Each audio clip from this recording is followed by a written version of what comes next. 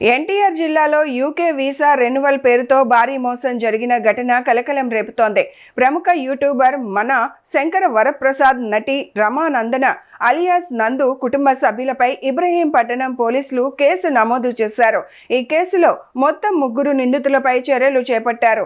West ఇబ్రహీంపట్నంకు చెందిన మామిళ్లపల్లి శివక్రాంతి కుమార్ అనే బాధితుడు ఇచ్చిన ఫిర్యాదు మేరకు ఈ వ్యవహారం వెలుగులోకి వచ్చింది. యూకేలో ఉన్న సమయంలో తన వీసా గడువు ముగియనున్న నేపథ్యంలో డెస్టినీ కన్సల్టెన్సీ నిర్వాహకులను సంప్రదించగా భారతదేశంలోని తమ బ్రాంచ్లో డబ్బులు చెల్లిస్తే వీసా రెన్యువల్ ప్రక్రియ పూర్తి చేస్తామని నమ్మబలికినట్లు ఫిర్యాదులో పేర్కొన్నారు. నిందితుల మాటలు నమ్మి సుమారు 15 లక్షలు చెల్లించినప్పటికీ నెలలు గడిచినా వీసా రాకపోవడంతో పాటు సరైన సమాధానం ఇవ్వకపోవడంతో తాను మోసపోయానని గుర్తించిన బాధితుడు పోలీసులను ఆశ్రయించాడు.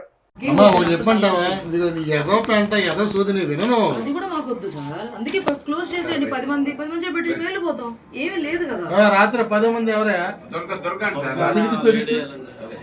పిలిపించు